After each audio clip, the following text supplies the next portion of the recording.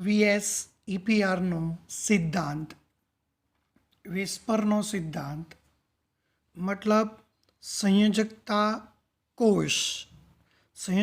કોષ ઇલેક્ટ્રોન યુગ્મ એટલે જોડ ના અપાકર્ષણનો સિદ્ધાંત 1940માં સિઝવિક અને પૌલે આ સિદ્ધાંત આપ્યો હતો.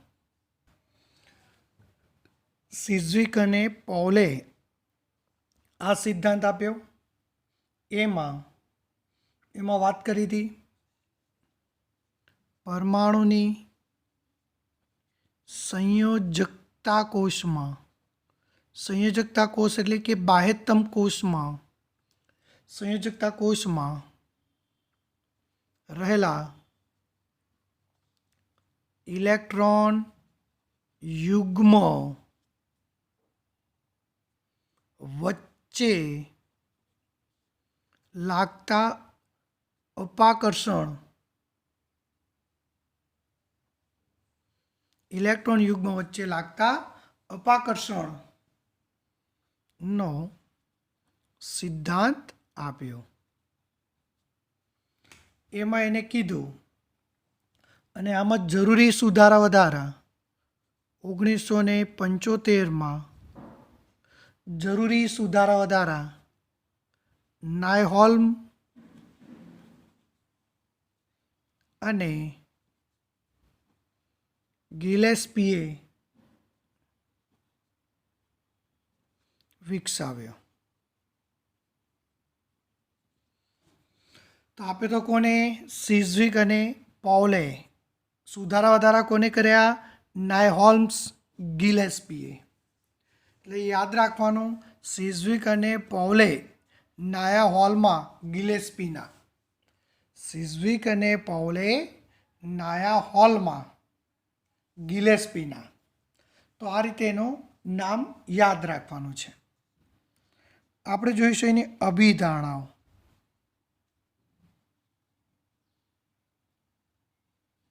જો અભિધારણાઓને સમજતા પહેલાં એક જોઈએ ઉદાહરણ H2Oનું.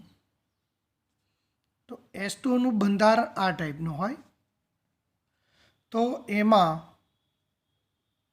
બે બંધકારક હોય, બે અબંધકારક હોય. જુઓ આ રીતે પણ ઇલેક્ટ્રોન યુગ્મ હોય. તો બંધકારક અને અબંધકારક ઇલેક્ટ્રોન યુગ્મ ની સંખ્યા ઉપર આધાર રાખે છે. અણુનો આકાર, વાક્ય રચના ધ્યાન રાખજો. પહેલું જ વાક્ય, અણુનો આકાર મધ્યસ્થ પરમાણુની સંયોજકતા કોષમાં રહેલા બંધકારક અને અબંધકારક ઇલેક્ટ્રોન યુગ્મની સંખ્યા પર આધાર રાખે છે. એટલે કે જો માનો કે H2O મધ્યસ્થ પરમાણુ, એની ફરતે બે બંધકારક અને બે આ જોડ કહેવાય યુગ્મ એટલે બે. તો બે બંધકારક છે અને બે અબંધકારક છે. જો તો એની સંખ્યા ઉપર આધાર રાખે છે. તો પહેલું વાક્ય, અણુનો આકાર કોના ઉપર આધાર રાખે? તો મધ્યસ્થ પરમાણુ આજુબાજુ રહેલા બંધકારક અબંધકારક ઇલેક્ટ્રોન યુગ્મની સંખ્યા ઉપર આધાર રાખે છે. આ ઇલેક્ટ્રોન યુગ્મ સંયોજકતા કોષમાં રહેલા ઇલેક્ટ્રોન યુગ્મ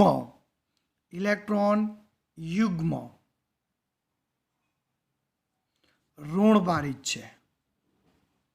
ઇલેક્ટ્રોન યુગ્મ એટલે કે ઇલેક્ટ્રોન ઋણભારિત છે.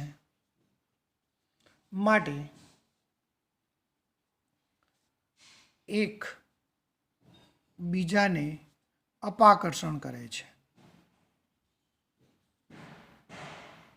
જો આને અપાકર્ષણ લગાડે, આને લગાડે, ઇલેક્ટ્રોન ઇલેક્ટ્રોન વચ્ચે શું લાગે ભાઈ? અપાકર્ષણ. એ જ વસ્તુ અહીંયા લાગે છે કે એકબીજા પર શું કરે છે? અપાકર્ષણ લગાડે છે.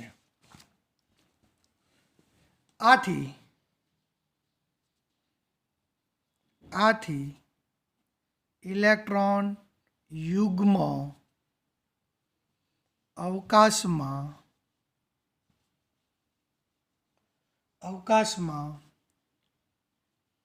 એવી રીતે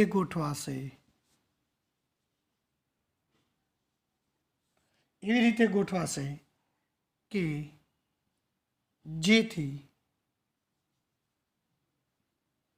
તેમના વચ્ચે અપાકર્ષણ ન્યૂનતમ લાગે. શું લાગે? ન્યૂનતમ. ન્યૂનતમ એટલે ઓછામાં ઓછું લાગે એમ.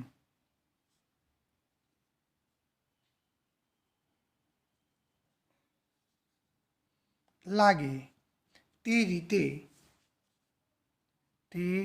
રીતે મહત્તમ અંતરે ગોઠવાશે. મહત્તમ અંતરે ગોઠવાશે. આગળ ઉદાહરણ જોઈશું એટલે તમને વધારે ખ્યાલ આવે. માનો કે BeCl2 હોય તો જો આ રીતે જ હોય તો બેરેલિયમની ફરતે શું હોય? 4 જ હોય, એટલે કે 2 હોય. આ 2 એક બંધકારક, 2 બંધકારક જ છે, બીજું કોઈ યુગ્મ છે જ નહીં. તો મહત્તમ અપાકર્ષણ ક્યારે લાગે?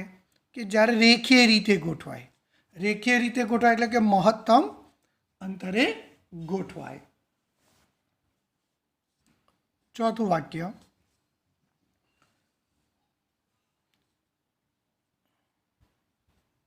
પરમાણુ વચ્ચે બહુબંધ હોય તો તેને એકલ બંધ તરીકે ગણવામાં આવે છે.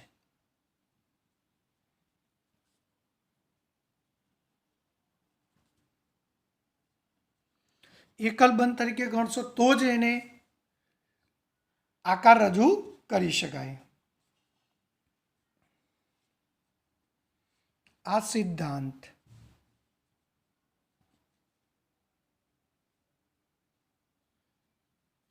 સંસ્પંદન બંધારણને પણ લાગુ પડે છે. આમાં જો વાક્ય લખો તો લખી શકાય 2 કે 3 બંધ હોય તો તેને એકલ અતિયુગ્મ તરીકે ગણવો. એકલ અતિયુગ્મ તરીકે ગણવો. એટલે કે આ રીતે છે. નાઇટ્રોજનમાં ભલે ત્રિબંધ હોય એટલે કે 3 ઇલેક્ટ્રોન યુગ્મ હોય, 3 ઇલેક્ટ્રોન યુગ્મ 1 2 3, પણ એને આકાર માટે તો એકલ ઇલેક્ટ્રોન યુગ્મ તરીકે સ્વીકારીને ચાલવાનું છે. એવું આ સિદ્ધાંત તરીકે ઓળખાય છે.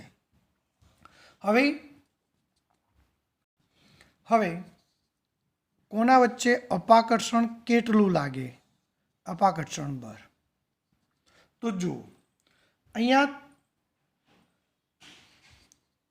કયા હોઈ શકે? તમે અહીંયા જુઓ તો બંધકારક વચ્ચે અપાકર્ષણ, બંધકારક આ અપાકર્ષણ કયું થાય? તો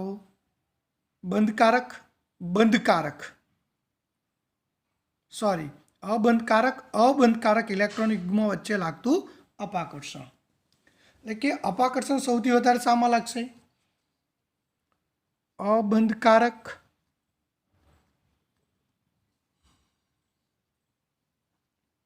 ઇલેક્ટ્રોન યુગ્મ,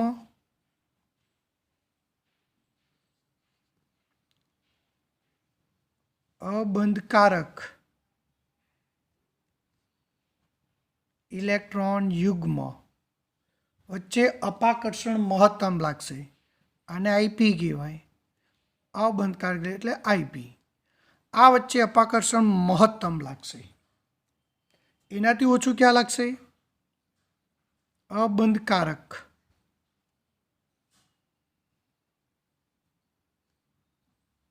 ઇલેક્ટ્રોન યુગ્મ અને બંધકારક ઇલેક્ટ્રોન યુગ્મ. અબંધકારક એટલે આઈપી, બંધકારક એટલે બીપી.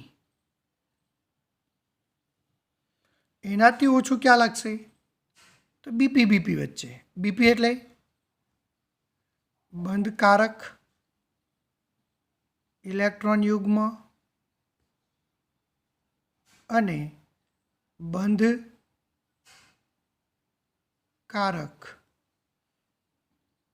ઇલેક્ટ્રોન યુગ્મ. મતલબ આઈપી આઈપી વચ્ચે અપાકર્ષણ વધારે લાગે, આઈપી બીપી વચ્ચે અપાકર્ષણ ઓછું લાગે અને બીપી બીપી વચ્ચે અપાકર્ષણ ઓછું લાગે.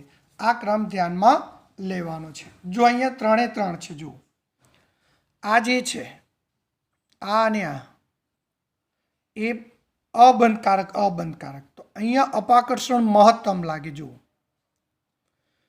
આ કયું છે? અબંધકારક બંધકારક વચ્ચે. એટલે આ આઈપી, આ આઈપી, આ બીપી છે. જો બંધકારક બંધકારક. તો અહીંયા મહત્તમ લાગે, એનાથી ઓછું અહીંયા લાગે અને એનાથી ઓછું અહીંયા લાગે બીપી બીપી વચ્ચે. તો આ રીતે એની સમજૂતી જોઈ શકાય છે.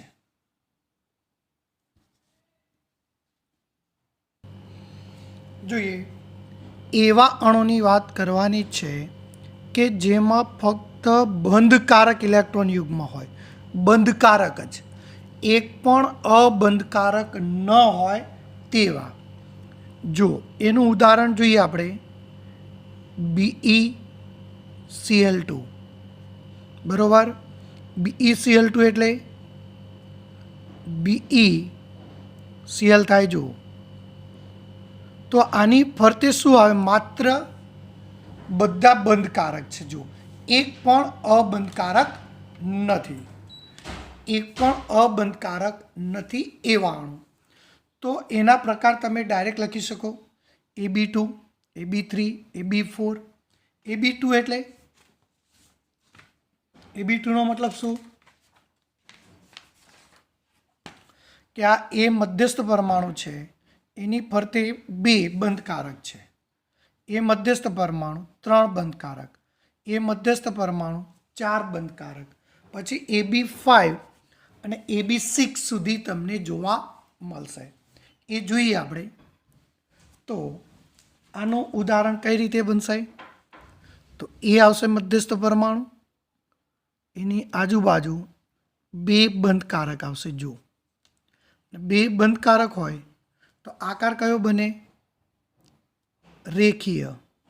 કયો બનશે? રેખીય. અને સંકલન કયું આવશે? SP. ચલો અહીંયા જાઓ. તો એ હોય, એની ફરતે 3 હોય બી. જો આ રીતે આ 3 બી હોય. જો તો આકાર કેવો બનશે?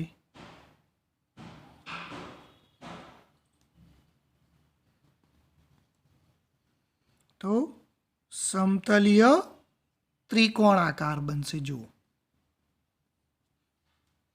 સમતલીય ત્રિકોણાકાર. તો 3 એ 3 ખાલી બંધકારક છે. જો ઉદાહરણ જોવું હોય તો બેરિલિયમ પછી બોરોન BCl3 AlCl3 પણ લખી શકાય. સંકરણ પછી જોઈશું, ધ્યાન રાખજો.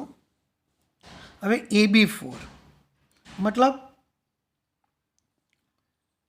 મધ્યસ્થ પરમાણુની આજુબાજુ 4 બંધકારક હોય. તો 4 બંધકારક હોય ત્યારે એનો આકાર સમચતુષ્ફલકીય બને. શું બનશે? સમચતુષ્ફલકીય. તમે જોઈ શકો છો. જો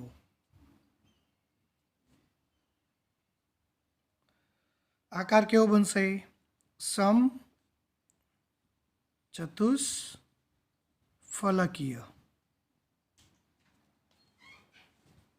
ઉદાહરણ, બોરોન પછી કાર્બન આવે, CH4 CCl4. કાર્બનના નીચે સિલિકોન હોય તો સિલિકોન ટેટ્રાક્લોરાઇડ. આ બધા. ચલો ત્યારબાદ ચોથું કયું હતું? AB5. કયું આવશે? AB5 એટલે 5 હશે. 5 હોય તો કઈ રીતે હોય? તો ધ્યાન રાખજો,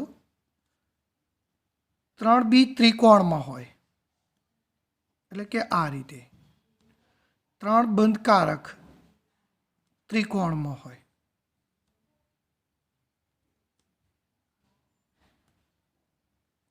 એક ઉપર બંધકારક આવશે, એક નીચે બંધકારક આવશે. જો એટલે કે ઉપર પિરામિડ બન્યો, એક આમ ઉપર પિરામિડ બનશે, એક નીચે પિરામિડ બનશે. એટલે એનું નામ શું આપ્યું? ત્રિકોણીય દ્વિપિરામિડ.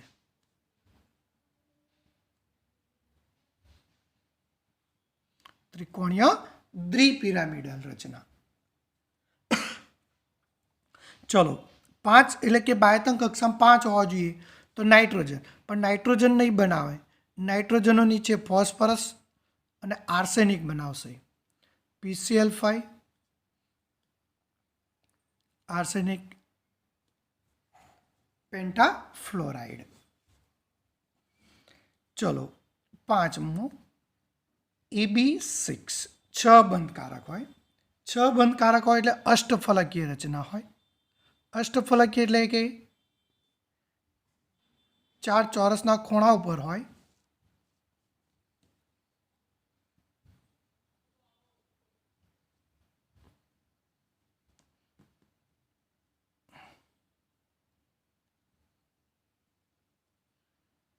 એક ઉપર હોય, એક નીચે હોય. તો આ રીતે તમને એનું કામ જોવા મળશે. તો એને આપણે કહીશું અષ્ટફલકીય.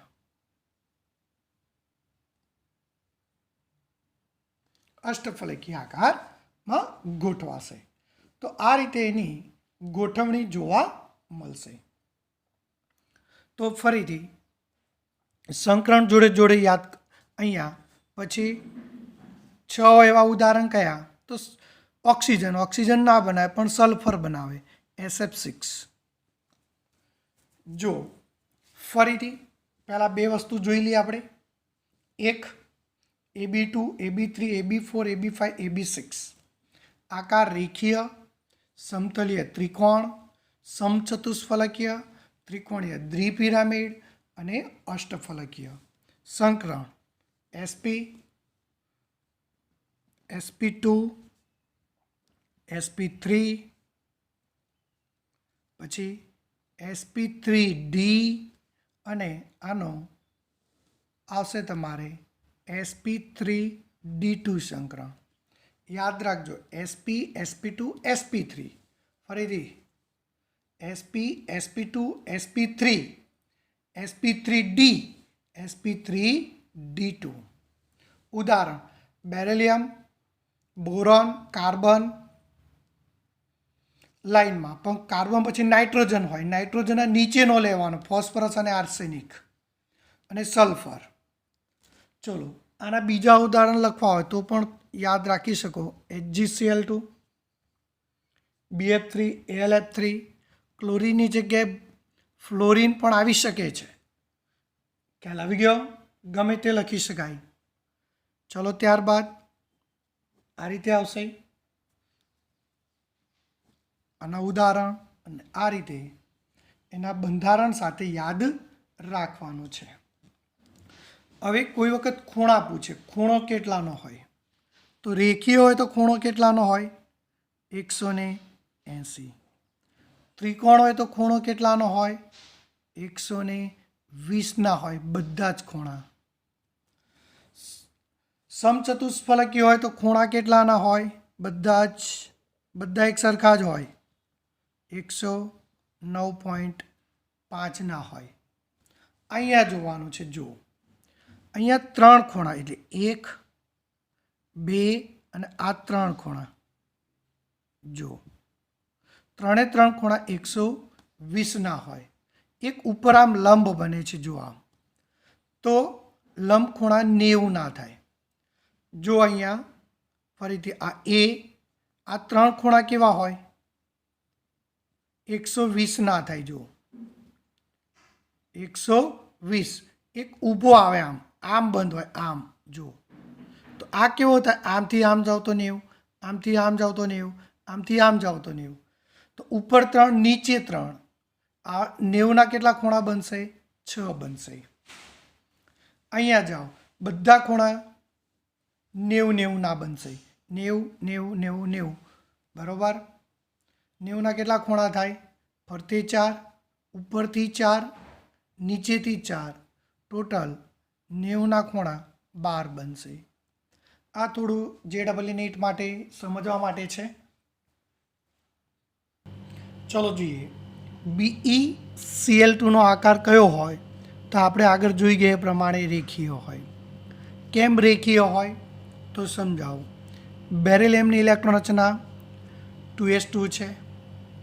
ક્લોરીનની ઇલેક્ટ્રોન રચના 3s2 3p5. એટલે કે આની બાહ્યતમ કક્ષામાં 2 ઇલેક્ટ્રોન, આની બાહ્યતમ કક્ષામાં 7 ઇલેક્ટ્રોન. એટલે આ બંને ઇલેક્ટ્રોનની ભાગીદારી કરશે.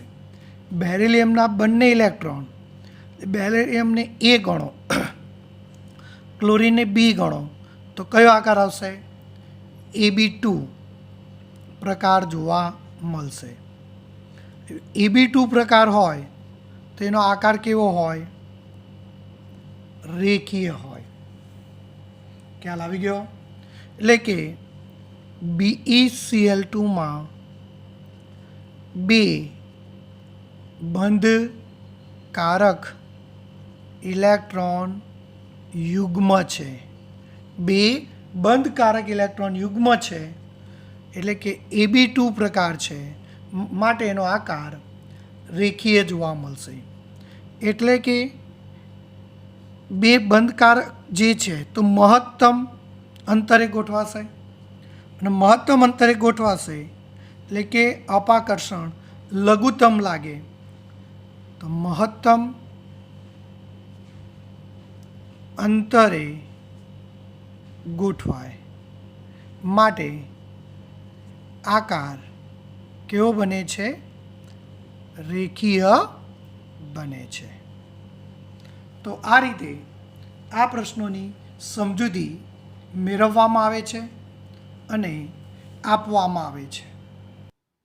જોઈએ બંધકારક અને અબંધકારક, એટલે કે બંધકારક પણ હોય, અબંધકારક હોય એવા ઇલેક્ટ્રોન યુગ્મ ધરાવતા અણુ માટે. તો અણુનો આકાર જોઈએ. તો જો એના પ્રકાર કઈ રીતે રાખવાના છે, તો 2 બંધકારક હોય, 1 અબંધકારક. એના નીચે 2 બંધકારક અને 2 અબંધકારક. આના નીચે જાઓ, 3 બંધકારક, 1 અબંધકારક. 3 બંધકારક, 2 અબંધકારક. તો આ રીતે એની અંદર હજુ આગળ જોવાનું, આગળ કયા બનશે? તો 4 બંધકારક લખવું આ રીતે જુઓ. તો AB4E. એના પછી શું આવશે? AB4E2, AB5E. એમ એના અણુના આકાર જોવા મળશે. ચલો જોઈએ અહીંયા. તો Ab2E એટલે કે એ પરમાણુ છે, એમાં 2 બંધકારક છે જો, અને 1 અબંધકારક. દેખાય છે? 2 બંધકારક. આ છે ને E કહેવાય, 1 અબંધકારક. તો આકાર કયો આવ્યો?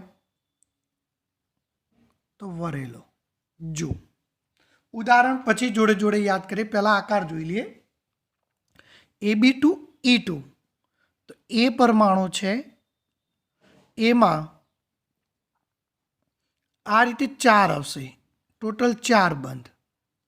પણ 4માંથી 2 બંધકારક છે અને 2 અબંધકારક. જો તો આનો આકાર કેવો આવે? આમ આકાર આ જ ગણાય, બંધકારકને આધારે જ. આ પણ વરેલો વી આકાર. ચલો Ab3માં જાઓ. તો શું? આના જેવું જ એ આવશે. આમ ટોટલ 4 હોય તો આ જ રીતે આવે. 4 માટે બંધ આ રીતે જ, પણ એમાં 3 બંધકારક છે. જો 3 બંધકારક, 1 અબંધકારક. તો તમે આનો આકાર જોઈ શકો છો. પેલા આનો આકાર ત્રિકોણીય પિરામિડ જેવું હોય.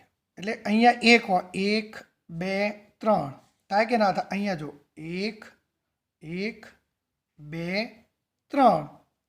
તો આકાર કેવો આવશે?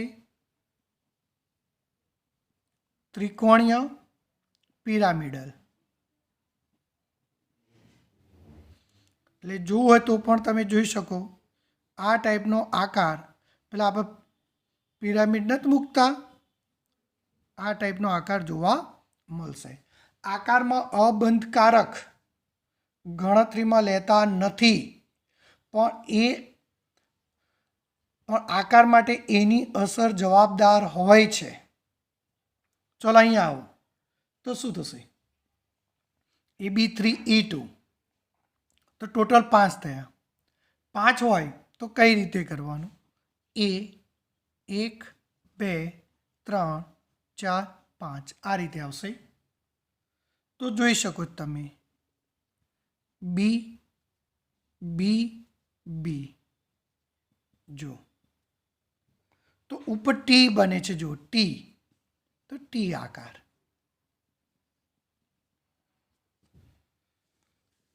ત્યારબાદ Ab4E માટે જાઓ.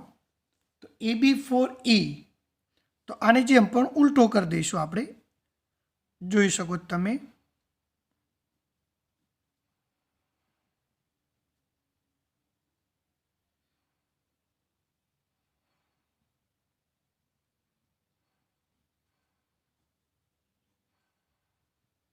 આ બી 4 બંધકારક, 1 અબંધકારક. તો આનો આકાર ચીચવો છે. ચીચવો. ચીચવો એટલે કે પેલા આમને સામને આપણે હિંચકા ખાતા હોય, આ એનું સ્ટેન્ડ, આ એક વ્યક્તિ બેઠો, આ બીજો વ્યક્તિ, હિંચકા જે ખાઈએ એને ચીચવો કહેવાય. તો એના પરથી જેનો આકાર પડ્યો ચીચવો. તો આ રીતે એમાં જોવા મળશે. ત્યારબાદ હજુ આપણે જોવાની વાત કરી હતી Ab4E2, અને લાસ્ટ આવશે Ab5E. તો આ લાઈનમાં યાદ રાખવાના, પહેલાં ક્રમમાં. ચલો આનો આકાર કેવો આવશે? તો જુઓ, A 4 બંધકારક, આમ 2 અબંધકારક. આ રીતે. પણ આકાર તો કેવો બનશે? સમતલીય ચોરસ. જુઓ, સમતલીય ચોરસ. આની અંદર પણ 6 હોય તો આકાર તો આ રીતે જ બનાવશે. જુઓ,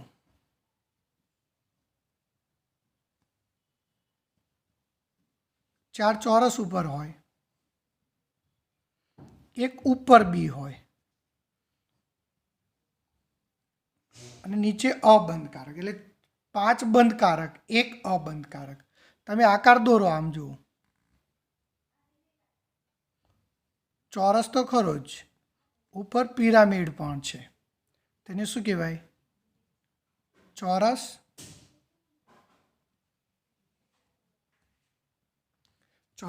પિરામિડલ. તો આ રીતે એમના આકાર અને ગોઠવણી જોઈ શકાય. ચલો, એટલે તો તમને આ ક્રમ યાદ રહી ગયા. AB2E, AB2E, જો AB2E, AB2E2, AB3E, AB3E2, AB4E, AB4E2, AB5E. પછી વધુ 6 જ બંધ બનાવે, એથી વધારે શક્ય નથી. તો સામે આકાર વરેલો વરેલો, વરેલો વરેલો, ત્રિકોણીય પિરામિડ, ટી આકાર, ચીચુડો, સમતલીય ચોરસ અને ચોરસ પિરામિડલ. Okay, સમચોરસ pyramidal. આ રીતે એના આકાર તમને જોવા મળે છે. હવે જો આ યાદ રાખવાનું, સાથે સાથે ઉદાહરણ, આ બે ડાયરેક્ટ યાદ કરી લેવાના, H2O અને O3. ચલો, અહીંથી તમને સમજાવીશ. H2O અને H2S. જો ઓક્સિજનની બાહ્યતમ કક્ષામાં કેટલા ઇલેક્ટ્રોન હોય? 6. પણ 6 માંથી 2 ક્યાં ગયા હોય? બંધ બનવા માટે. તો 2 બંધ કારક કહેવાય અને 2 અબંધ કારક કહેવાય. જુઓ, એટલે અહીંયા આકાર આ રીતે બનશે ઓક્સિજનનો, આમ,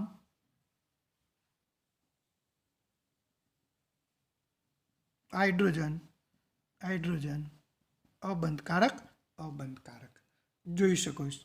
આનો ઉદાહરણ NH3, PH3. આનું ઉદાહરણ ક્લોરીન F3.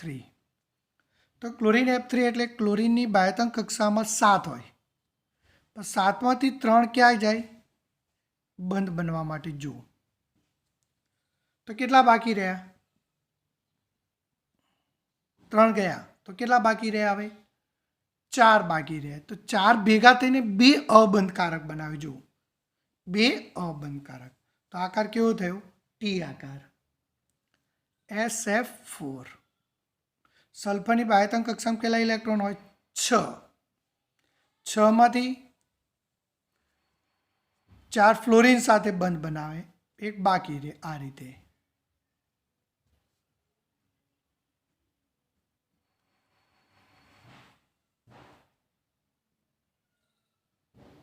રીતે એક આમ આવે. એ જ રીતે અહીંયા જાઓ તો એનું ઉદાહરણ ઝેનોન F4. Xenon F4. આનું ઉદાહરણ બ્રોમિન F5. તો બ્રોમિનની બાહ્યતમ કક્ષામાં કેટલા ઇલેક્ટ્રોન હોય? 7. તો 7માંથી 5 બંધ બનાવશે. 7માંથી 5 બંધ બનાવે, 2 બાકી રહેશે. તો આ રીતે તમને એના અણુ અને આકારની વિસ્પરના સિદ્ધાંતને આધારે સમજૂતી જોઈએ. એટલે આ ગોખવાનું છે 1 ટાઈપ: વરેલો વરેલો, ત્રિકોણીય પિરામિડ, ટી આકાર, ચીચુડો, સમતલીય, સમચોરસ અને સમચોરસ પિરામિડલ. ઉદાહરણ પણ તમારે જોડે જોડે ડાયરેક્ટ યાદ કરવા પડે. તો આ રીતે એની સમજૂતી તમારે યાદ રાખવાની છે. એમનેમ યાદ ન રહે, એ તમારે 5 વાર કે 10 વાર એને લખીને પ્રેક્ટિસ કરવી પડે, તો જ ઉદાહરણ તમને યાદ રહેશે.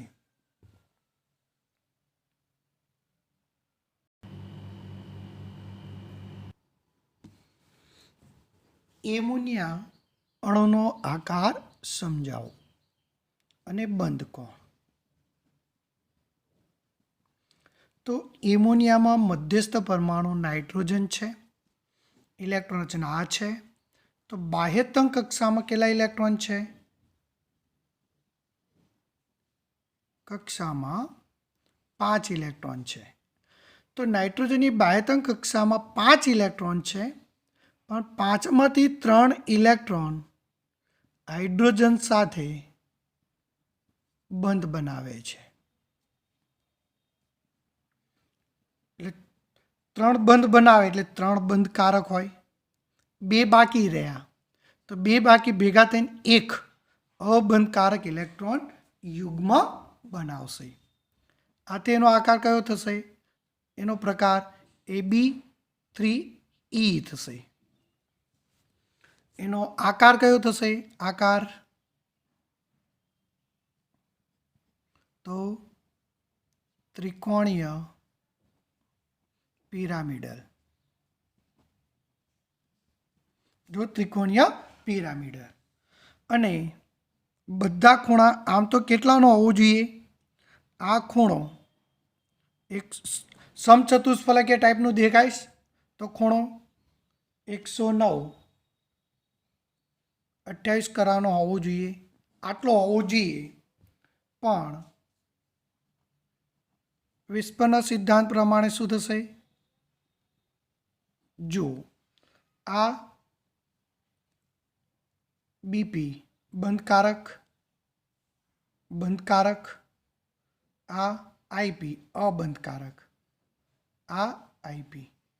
તો જો બીપી સૌથી વધુ અપાકર્ષણ ક્યાં લાગશે? આ આને લગાડશે. જો આ આને જેટલો ધક્કો લગાડશે આમ, એના કરતાં આ વધારે લગાડશે. જો આ બે બાજુથી, કારણ કે યાદ કરો આઈપી બીપી, બીપી બીપી કરતાં આઈપી બીપીનું અપાકર્ષણ વધારે હોય. વેસ્પરના સિદ્ધાંત પ્રમાણે અપાકર્ષણ વધશે તો હજુ બંધ કોણ કેવો થશે? થોડો નાનો થશે. એટલે 109.28ને બદલે ઘટીને 107નો થાય છે. 107નો કેમ થયો? કારણ કે આ અપાકર્ષણ વધારે લાગ્યું એટલે આ થોડીક શું થાય?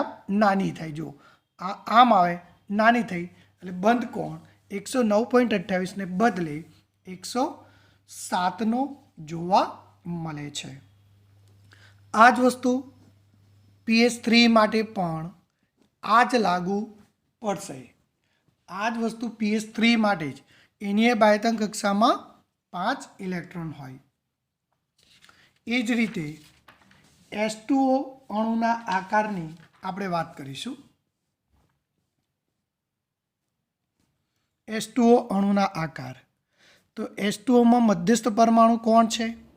ઓક્સિજન. એની બાહ્યતમ કક્ષામાં કેટલા ઇલેક્ટ્રોન છે? 6. પણ 6માંથી 2 ઇલેક્ટ્રોન શું કરશે? હાઇડ્રોજન સાથે બંધ બનાવશે. એટલે કે 2 બંધકારક ઇલેક્ટ્રોન યુગ્મ હશે. અને એટલે 6 હતા, એમાંથી 2 બંધ બનવા માટે વપરાયા તો 2 બંધકારક. બાકી કેટલા રહ્યા? 4. તો 4 ભેગા થઈને 2 અબંધકારક બનાવે તો Ab2E2 થાય. અને Ab2E2નો આકાર કેવો છે? Ab2E2નો આકાર વરેલો છે અથવા વી આકાર છે. કઈ રીતે? તો જુઓ આ રીતે.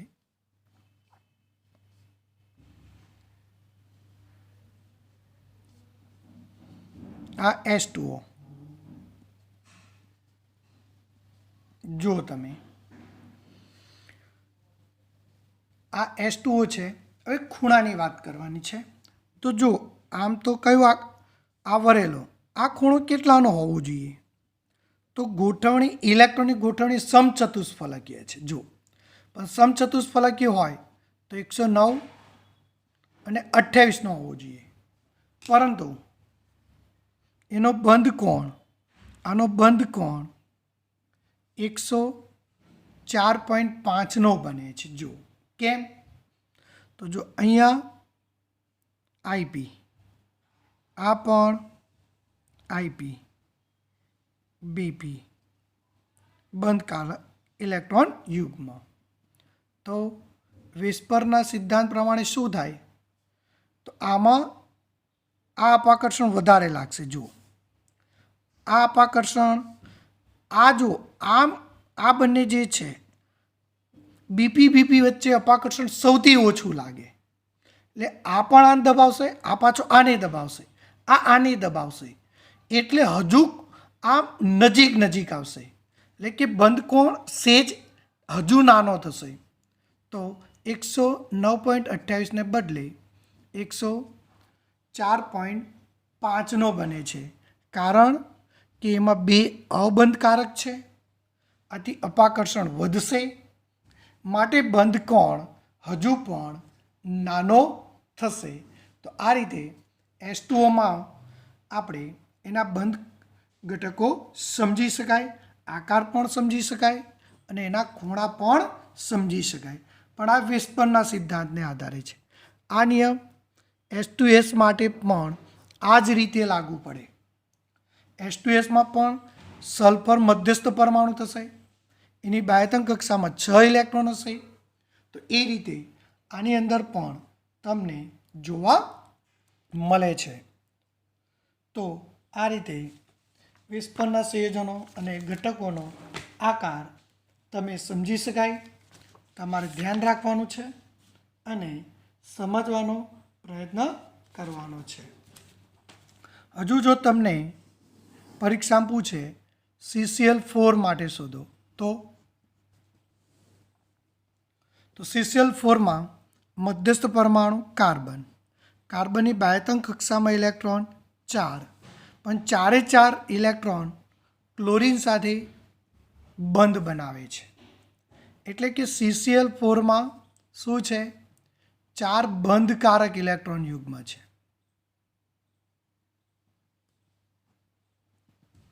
4 બંધકારક એટલે Ab4 આવશે. એક પણ અબંધકારક નથી, ધ્યાન રાખજો. અને અબંધકારક ન હોય તો Ab4 યાદ કરો, આકાર કેવો હોય? સમચતુષ્ફલકીય. એટલે કે આ ટાઈપનું બંધારણ તમને જોવા મળશે. અને એના ખૂણા પણ બધા 109 અને 28 જ હશે. વધશે પણ નહીં, ઘટશે પણ નહીં, કારણ કે બધા બંધ કોણ અહીંયા બધા બીપીવાળા ઇલેક્ટ્રોન યુગ્મ છે, બંધકારક છે. માટે અપાકર્ષણ એક સરખું લગાડશે.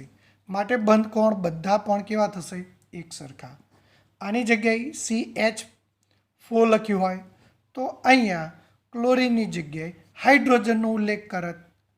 તો આ રીતે એના આકાર અને બંધની સમજૂતી જોઈ શકાય. ગમે તે આકાર માટે પણ આ વસ્તુની ચર્ચા કરી શકાય. એ તમારે જોવાનું છે અને તમારે ધ્યાન રાખવાનું છે.